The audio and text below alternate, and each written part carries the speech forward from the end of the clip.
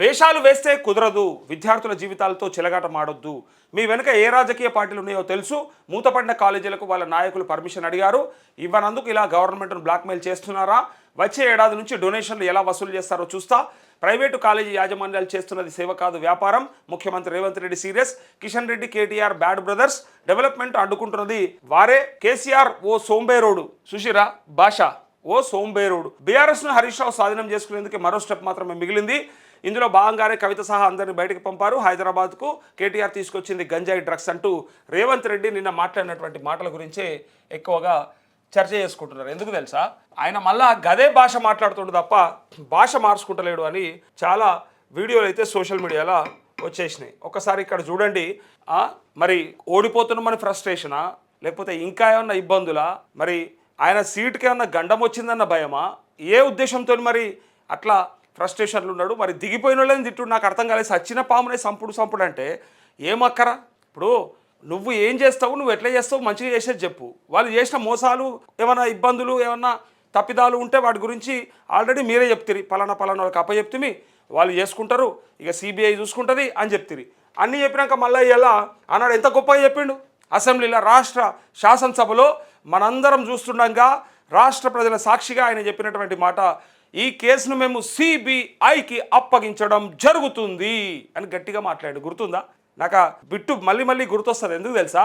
ఎంత గొప్ప చెప్పిండంటే, ఇక నేను సిబిఐకి అప్పచెప్తున్నా, పీసీ ఘోష్ కమిషన్ ఇచ్చినటువంటి రిపోర్ట్ ప్రకారంగా ఇక ఇమీడియట్గా కేసీఆర్ని మెడలు బట్టి నుక్కపోతారు, అరెస్ట్ చేస్తారు, జైల్లో పెడతారు చూడుర్రి అన్నట్టుగా ఈ కేసుని సిబిఐకి అప్పగించడం జరుగుతుంది, సెంట్రల్ బ్యూరో ఆఫ్ ఇన్వెస్టిగేషన్ అని కూడా చెప్పిండు. మీకు గుర్తుందో లేదో, నాకైతే గుర్తుంది. అంటే అట్లుంటుందన్నమాట మన పనితనం.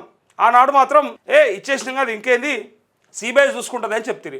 మళ్ళీ ఇలా ఏమి ఇబ్బంది అయింది మరి? ఒకసారి ఇగో రేవంత్ రెడ్డి మాట్లాడినటువంటి మాటలే ఇలా చాలామంది చూస్తూ ఉన్నారు. ఇగో ఇక్కడ చూడండి. ఇగో నిన్న ప్రెస్ మీట్లో ఆయన మాట్లాడినటువంటి మాటలు ఒక్కసారి మీరు చూస్తే మరి ఆయన ఆవేదన, ఆయన బాధన, మరి లేకపోతే ఎందుకోసానికి అంత టెన్షన్ పడుతున్నాడు ఒకసారి చూడండి. ఇవన్నీ ఆనిముత్యాలు ఆయనకు సంబంధించినవి. ఏమేమి అన్నాడో చూడండి. ఏం మాట్లాడుతుండే? ఫస్ట్ సోంబేరోడు అన్నాడు. ఎవరిని? కేసీఆర్ని. సరే, రేపు పొద్దుగల మనల్ని ఏమంటారు అనేది ప్రజలు చెప్తారు. ఇగో ఉన్నాయి అడిగిన బట్టి గారిని అడిగిన, బాత్రూంలో కూడా బుల్లెట్ ప్రూఫ్ అద్దాలు ఉన్నాయి. బట్టి గారిని నేను అడిగిన, ఇప్పుడు తీస్తే ఇంకెక్కువ ఖర్చు అవుతుందని ఏం చేస్తలే. ఇవే కాదు, ఢిల్లీలో కూడా రాండి, నేను ఉంటున్నా కదా ఢిల్లీలో ఇంట్లో కూడా అన్నిటికీ బుల్లెట్ ప్రూఫ్ అద్దాలు పెట్టించిండు. నిజమే అని చెప్తున్నా నేను. దుర్వినియోగం చేసిండు. ఇప్పుడు తీస్తే ఎక్కువ ఖర్చు అవుతుంది, పెట్టడానికి ఒక ఖర్చు అయింది, ఇప్పుడు అవి తీస్తే ఇంకో ఖర్చు అవుతుంది అని తీస్తలేము. ఇక పుట్టినరోజు అని జర్రా ఒక సెకండ్ ఆగుతున్నట్టున్నారు అందరు కూడా. కానీ ఉన్నాయి అడిగిన బట్టి గారిని అడిగిన, ఏందా బుల్లెట్ ప్రూఫ్ అద్దాలా? బుల్లెట్ ప్రూఫ్ అద్దాలు బాత్రూంలకు ఉన్నాయట. ఒక ఇంట్లో బాత్రూంలు ఎన్ని ఉంటాయి? 100 ఉంటాయా? ఒకవేళ పెట్టినా కూడా ఒక ముఖ్యమంత్రి భద్రత కోసానికి పెడితే పెట్టిండేమో. లక్షల కోట్ల బడ్జెట్, 1000 కోట్లు దోసుకున్నారు వాడు వీడని చెప్పాంగా. కానీ బాత్రూంలో ఉన్న బుల్లెట్ ప్రూఫ్ అద్దాలు అంటే గతంలో నాకు బాగా గుర్తు, సీతక్క, బట్టి విక్రమార్క వీళ్ళు ఉంటున్నారు కాబట్టి వీళ్ళని మా మీడియా మిత్రులు ఒక్కటిసారి కాదు 10 సార్లు అడిగారు. నిజంగానే 100 గదులు ఉన్నాయా? నిజంగా బుల్లెట్ ప్రూఫ్ అద్దాలు ఉన్నాయా? బాత్రూంలో బంగారు కమోడ్లు ఉన్నాయా? మరి పండుకునే మంచాలు బంగారంతో చేపించిర్రా అని అడిగితే మేము ఉంటున్నాం కదా అని అన్నారు. అంటే లేవన్నట్టు వాళ్ళే చెప్పారు. అట్లాంటివి ఏం లేవు అని చెప్పి తప్పించుకున్నారు. మరి ఆనాడు మీరు ఎందుకు చెప్పారు మరి అని కూడా అడిగారు మా వాళ్ళు. మరి ఆ రోజు ఎందుకు చెప్పారు? బంగారం ఉన్నాయా, ఇవి ఉన్నాయా, బుల్లెట్ ప్రూఫ్ ఉన్నాయా అని ఎందుకు అడిగారు? ఎందుకు ఆయన మీద అట్లా చేసిర్రు అంటే నవ్వేసిపోయారు. ఇప్పుడు ఈయన ఇంకా సిగ్గు లేకుండా ఎట్లా అనాలా నాకు కూడా తెలుస్తలేదు. పుట్టినరోజు నాడు తిట్టకూడదు అంటారు. నాకు కూడా ఆయనకు అట్లా తిట్టడం నాకు కూడా నచ్చలేదు. కానీ జనాలు అంటున్నటువంటి మాట ఏంటిదంటే, సిగ్గుశరం ఉందా అసలు? బుల్లెట్ ప్రూఫ్ అద్దాలు నేను కూడా ఉన్నాయంటే నువ్వెందుకు వాడుతున్నావు అంటే దాన్ని తీస్తే ఎక్కువ ఖర్చు అవుతుందట. ఉన్నాయి ఇప్పేసి వేరే ఫిక్స్ చేయడానికి ఎక్కువ ఖర్చు అవుతుందట ఆయన చెప్పే విధానం. మళ్ళీ ఏమనంటే నేను గుంపు మేస్త్రి, నాకు అన్ని ఎరక, ఏదెట్లా ఇప్పాలనో ఏదెట్లా పెట్టాలో నాకు తెలుసు అన్నీ చెప్తాడు. మరి అన్నీ తెలిసినప్పుడు ఇంకా నీకు కిటికీలు ఇప్పడానికి కార్పెంటర్ దొరుకుతలేడా? బుల్లెట్ ప్రూఫ్ స్క్రూలతో ఉన్నాయా, లేకపోతే గోడలో ఫిక్స్ చేసి ఉన్నాయా? మరి లేకపోతే గోడలో ఫిక్స్ చేస్తే గోడ తీసేస్తే మరి నీకు మేస్త్రి ఎంత చెప్పిండు? ఈ లెక్క కూడా తెలుసా తెలియదా? మరి తీసి పెట్టడానికి ఎక్కువ ఖర్చు అవుతుందట. ఇగో ఈ తీసుడికే ఇంత ఖర్చు అవుతుందని వీళ్ళు చెప్తున్నారంటే ఇక వీళ్ళ సొంటోళ్ళు కాళేశ్వరం కడితే అది ఇక ఏమవుతుండో ఇక మనం ఊహించుకోవచ్చు. వీళ్ళ సొంటోళ్ళు సెక్రటరీ కడితే అది ఏమవుతుండో మనం ఊహించుకోవచ్చు. వీళ్ళటువంటి వాళ్ళు 125 అడుగుల అంబేద్కర్ విగ్రహం కడితే ఏమవుతుండో మనం ఊహించుకోవచ్చు. వాళ్ళు చెప్పినటువంటి మాట చూడరిగా సిగ్గు లేకుండా ఎట్లా మాట్లాడుతుండో. బాత్రూంలో కూడా బుల్లెట్ ప్రూఫ్ ఓలో చెప్పబోతుంటే నువ్వు ఆగు నేను చెప్తా అని చెప్పి నువ్వు ఆగు నేను చెప్తా అని బట్టి విక్రమార్క చెప్పి నాకు ఉన్నాయని చెప్తాడు. మరి ఇప్పుడు ఎవరు అనుభవిస్తున్నాడు? ఒకవేళ ఉన్నాయా అనుకుందాం, ఇగో ఉన్నాయా అనుకుందాం, నేను ఇప్పటిదాకా అటువైపు పోలే ఆ సబ్జెక్ట్ వైపు, కానీ ఇప్పుడు చెప్తున్నా ఒకవేళ అక్కడ బుల్లెట్ ప్రూఫ్ అద్దాలే ఉన్నాయి. ఎక్కడున్నాయి? ఇడ ప్రగతి భవన్లు ఉన్నాయి అనుకుందాం.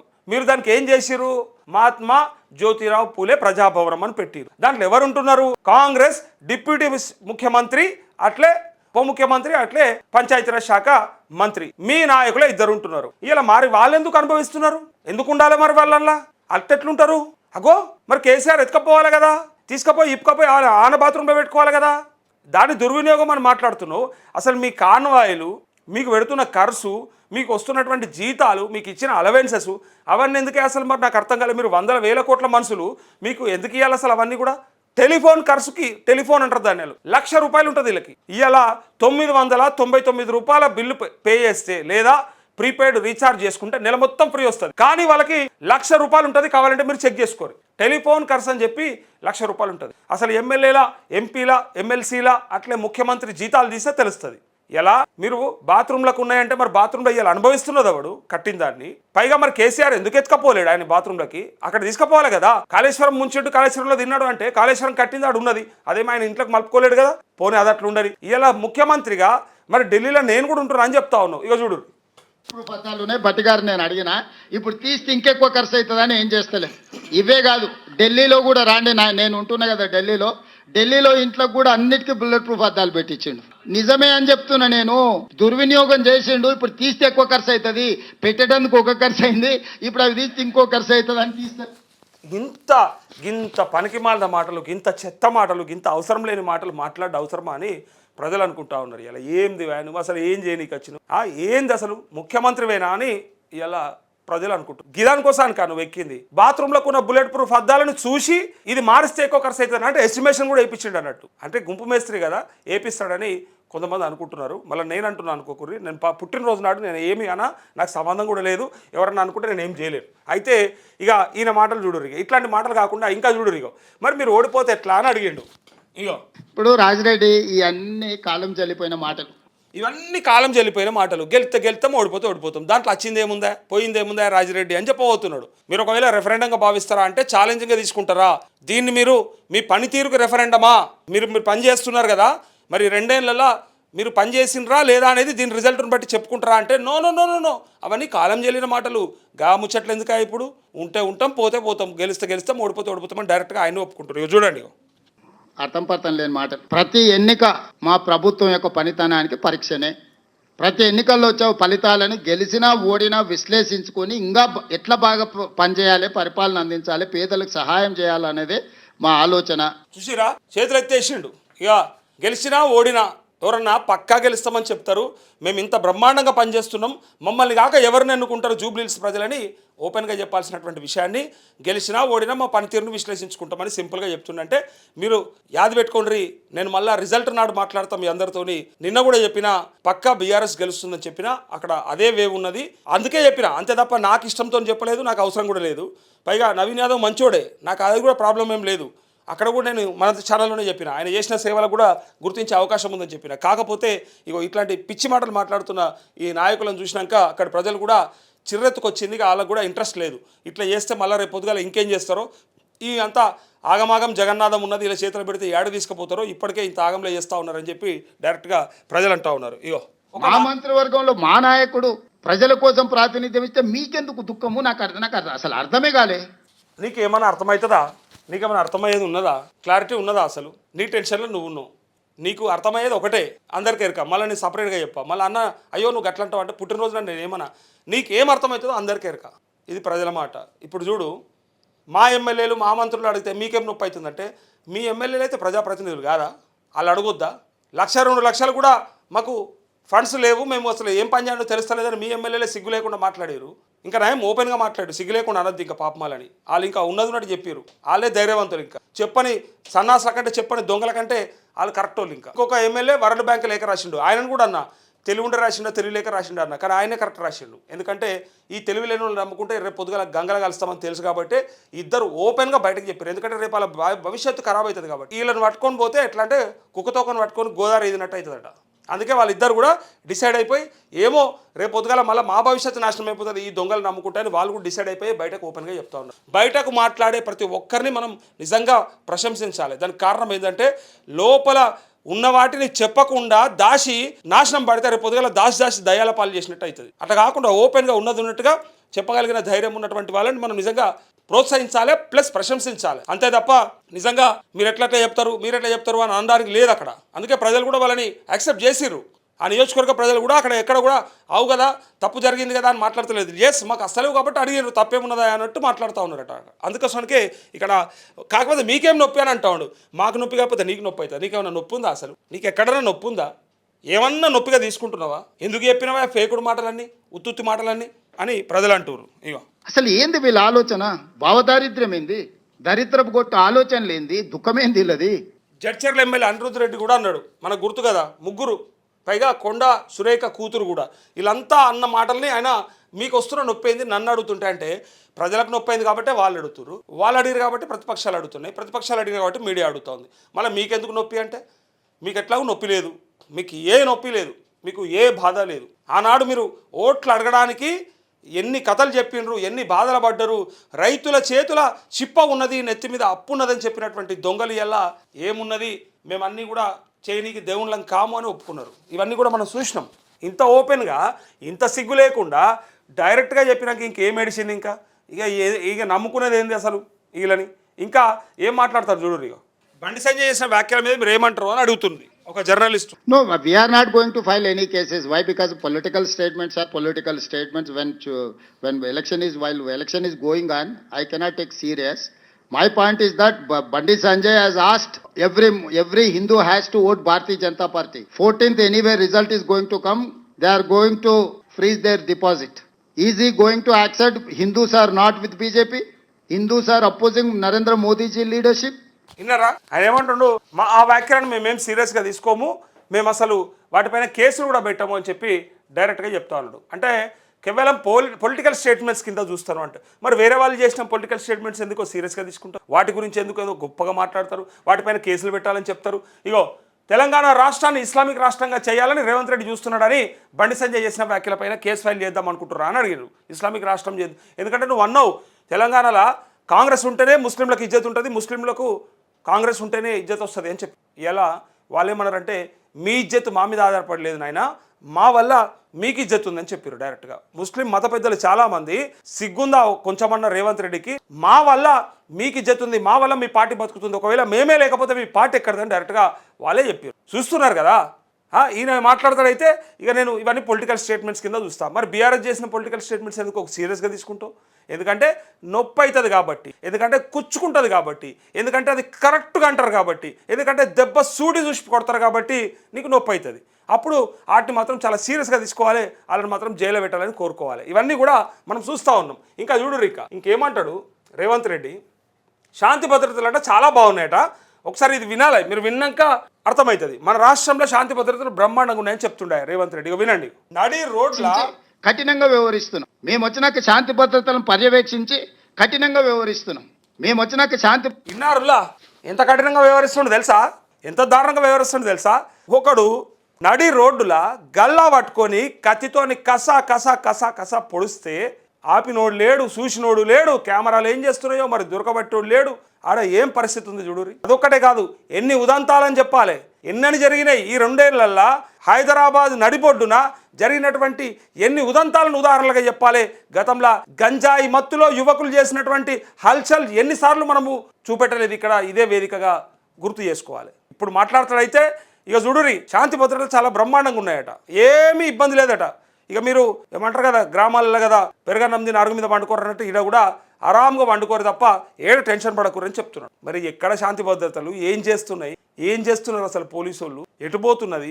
మారణాయుధాలు పట్టుకొని తిరుగుతుంటే అసలు ఏం విజిలెన్స్ ఉంది, ఏం ఇంటెలిజెన్స్ ఉంది, అసలు ఎక్కడ పోతుంది? ఎన్ని ఉదంతాలను ఉదాహరణలుగా చూపెట్టాలి అని ఇలా ప్రతిపక్షాలు అడుగుతున్నాయి, అట్లే జనాలు కూడా అడుగుతూ ఉన్నారు. ఈయన చెప్పడం మాత్రం ఇగో మేమైతే బ్రహ్మాండంగా శాంతి భద్రతలని చూసుకుంటున్నామని చెప్పిండు. నమ్ముదామా అన్నది మీరు ఒకసారి చెప్పండి. అయితే ఏమంటుండో తెలుసా, విద్యార్థుల జీవితాలతో చెలగాటమాడొద్దు, విద్యార్థుల జీవితాలతో చెలగాటమాడినటువంటి దొంగలే మీరు. 30 లక్షల మంది నిరుద్యోగులని అలా ఉసురు పోసుకుంటుండు, వాళ్ళని బాధ పెట్టిండు, వాళ్ళకి నోటిఫికేషన్లు ఇవ్వకుండా పరీక్షలు నిర్వహించకుండా ఎంతో మందిని గోసముచ్చుకుంటున్నాడు అని చెప్పినటువంటి మీరు వచ్చిన తర్వాత మీరు వేసిన ఉద్యోగాలెన్ని, మీరు చెప్పిన ఉద్యోగాలెన్ని, మీ జాబ్ క్యాలెండర్ ఇంప్లిమెంటేషన్ ఎక్కడా అని ఇలా ప్రశ్నించేటోళ్ళు అడుగుతా ఉన్నారు. దానికి సమాధానం చెప్పాలి. ఇక్కడ చూడరు, ఇంకా మూతపడిన కాలేజీలకు వాళ్ళ పర్మిషన్ అడిగిరట. అయితే ఈయన చెప్పేది ఏంటంటే ఇంజనీరింగ్ మెడికల్ కాలేజీల్లో ఎంత డొనేషన్ తీసుకుంటున్నారో తెలియదా, వచ్చే సంవత్సరం నుంచి డొనేషన్లు ఎలా వసూలు చేస్తారో చూస్తా, ఇది మారిస్తే కనుక నువ్వు మొగోనివే, ఇది మారిస్తే కనుక ఇది ప్రజల మాట, ఇది తల్లిదండ్రుల మాట, ఇది మారిస్తే నువ్వు మొగోనివే. కాలేజీలల్లా స్కూళ్ళల్లా డొనేషన్లు తీసుకోకుండా చేసే దమ్ము నీకున్నదా? మీ నాయకుల సంబంధించినటువంటి ఇన్స్టిట్యూషన్సే ఎక్కువ ఉంటాయి. మీ పైన మీరు ఇట్లాంటి నిబంధన పెట్టుకుంటారా? పెట్టుకోలేకనే ఇప్పటిదాకా విద్యా వైద్యం ఇంత దారుణంగా ఉన్నది ఈ రాష్ట్రంలో, ఈ దేశంలో కూడా. అన్ని కార్పొరేటు విద్యా కార్పొరేటు వైద్యం అంతా మీ చేతిలో పెట్టుకొని ఆడుతున్నటువంటి తమాషా ఇది. అందుకోసానికే ప్రజలు నష్టపోతూ ఉన్నారు, ఇబ్బంది పడతా ఉన్నారు. ఇక చూడుర్రి, ఈయన చెప్తాడైతే డొనేషన్ తీసుకుంటే నేను చూస్తా అన్నాడు. డొనేషన్ ఇప్పించిన వాళ్ళు, డొనేషన్ తీసుకున్న వాళ్ళు అందరూ మనం డేటా ఇద్దాము, ఏ కాలేజీలో ఎంత డొనేషన్ ఉందో కూడా చూపిద్దాము. ఈ అకాడమిక్ ఇయర్లో కనుక డొనేషన్లు నడుస్తున్నాయని తెలిస్తే అప్పుడు మాట్లాడదాం రేవంత్ రెడ్డితోని అని ఇలా విద్యార్థుల తల్లిదండ్రులు అంటా ఉన్నారు. వేషాలు వేస్తే కుదరదని ప్రైవేట్ కాలేజీల యాజమాన్యాలపై సీఎం రేవంత్ రెడ్డి ఆగ్రహం వ్యక్తం చేశారు. విద్యార్థుల చదువులకు ఆటంకం కలిగించొద్దన్నారు. విద్యార్థులకి మీరు ఇక్కడ ఫీజు రియంబర్స్మెంట్ ఇయ్యక బడుగు బలహీన వర్గాల బిడ్డలు చదువుకునేటువంటి కాలేజీలల్లో, చిన్న చిన్న కాలేజీలల్లో వాళ్ళని సర్టిఫికెట్లు రాకుండా లేకపోతే ఇంకా అక్కడ చదువుకోకుండా చేస్తున్నటువంటి దుర్మార్గులు మీరు. దాంతోపాటు ఇప్పుడు 4-5 రోజుల నుంచి కాలేజీలు బంద్ అయినాయి. ఎవరి తప్పిదం అది? ఎవరి వల్ల బంద్ అయినాయి? ఏం చేస్తే బంద్ అయినాయి? వాళ్ళకి 5,000 కోట్లు పెండింగ్ ఉన్నాయి. వాళ్ళు అడిగినరు, మాకు ఆ పేమెంట్స్ ఇస్తే తప్ప మేము కాలేజీలు నడపలేమని చెప్పి. మరి మీరు పథకం ఎందుకు పెట్టాలి? అది పెట్టినప్పుడు దాన్ని ఎందుకు నడిపియద్దు? తీసుకొచ్చింది రాజశేఖర్ రెడ్డి, కాంగ్రెస్ ప్రభుత్వమే. మరి పెట్టినప్పుడు తెలియదా పోతా ఉంటే పెరుగుతూ ఉంటుందని? ఇప్పుడు ఎందుకు ఇస్తలేరు? మరి మళ్ళా పాత ప్రభుత్వంలో కొంత పెండింగ్లు ఉంటాయి మరి. అంటే రాగానే నీకేమిట్లా దాన్ని తీసుకొచ్చి చేతుల పూలలో పెట్టి పంపిస్తారు? ఏదైనా అట్లే ఉంటుంది. ఎవడైనా అంతే, వాడు ఉన్నప్పుడు చేస్తాడు, కథం దాన్ని ఏదో రకంగా చేసిపోతాడు. నెక్స్ట్ వన్కి ఏమన్నా సాఫ్గా ఇచ్చిపోతాడు. జరిగిందా ఎక్కడన్నా ఇప్పటిదాకా? గ్రామాలలో జరిగిందా? ఎక్కడన్నా నియోజకవర్గాలలో జరిగిందా? ఎక్కడైనా ప్రభుత్వాలలో జరిగిందా ఎప్పుడన్నా? అనామతం మళ్ళా మంచిగా నీ చేతిలో పెట్టి పోవడానికి. ఎప్పుడైనా కూడా వాడు చేసే కాడికి చేస్తాడు. నేను రాని సార్ అనుకున్నప్పుడు అవతల మీద తెచ్చిపిస్తాడు. అదేగా జరిగేది. ఈసారి నా చేతిలో లేదనుకున్నప్పుడు దాన్ని నాశనం బట్టి పోతాడు. అది తెలియదా? నాశనం బట్టిరా లేదా కూడా మీరు చెప్పలేకపోయారు ఇప్పటిదాకా. కాళేశ్వరంలో మింగిండంటే ఒక్కటి తిప్పకపోతుంది, ఒక్కటి బయట తీయకపోతుంది, సిబిఐ అరెస్ట్ చేయకపోయా అంటే తిననట్టే కదా. ఫోన్ ట్యాపింగ్లో ఓ మొత్తం జరిగిందని ఊదర కొడుతుంది, విపరీతంగా వార్తలు పుంకాలుగా రాపిస్తుంది. మరేమైంది మరి అని ప్రశ్నలు వస్తూ ఉన్నాయి. ఇగో యాజమాన్యాలు డబ్బుల కోసం విద్యార్థుల జీవితాలతో చెలగాట మాడొద్దని అనే విషయాలన్నింటినీ సమన్వయం చేసుకోవాల్సి ఉందని ప్రైవేట్ కాలేజీలు ఒకటే లేవన్నారు. శుక్రవారం జూబ్లీహిల్స్లో మంత్రులు పొన్నం ప్రభాకర్, అడ్లూరు లక్ష్మణ్, అజారుద్దీన్, ఎంపీ అనిల్ యాదవ్తో కలిసి మీడియాతో మాట్లాడారంటూ ఇక ఏమి పరిపాలన కొనసాగుతుందో మనకు అందరికీ ఎరక, ఏమి శాంతి భద్రతలు ఉన్నాయో మనమంతా చూస్తున్నాం. ఇక మీదికెంచి ఇప్పుడు ఈయన చెప్పే మాటలన్నీ వింటుంటే ఇక ఇంత దిగజారిపోయి మాట్లాడాల్సినంత కర్మేం పట్టింది రేవంత్ రెడ్డికి అని అంటే మరి ముఖ్యమంత్రి పదవి కోసం ఆయన ఏమని చేస్తాను చెప్పి ఒక 20 ఏళ్ల కిందనే టార్గెట్ పెట్టుకుండు. తొక్కుకుంటానో, ఎక్కుకుంటానో, నాశనం పట్టుకుంటానో, ఒకరిని ఖరాబ్ చేసో నేను వెళ్ళాల్సిందే అని డిసైడ్ అయ్యిందట. ఆయన ప్రైవేట్గా చాలా మందితో చెప్పిండు ఈ ముచ్చట. అందుకోసానికే ఇలా ఎవ్వని ఏదైనా చేసిపోతా అన్నాడు. ఆఖరికి తెలంగాణ ప్రజలను కూడా ఖతం చేసిపోయాడు, నాశనం పట్టించిపోయాడు. ప్రజలను కూడా ఆగం చేసిపోవడానికే ఆయన వచ్చిండని ఇలా అనుకుంటా ఉన్నారు.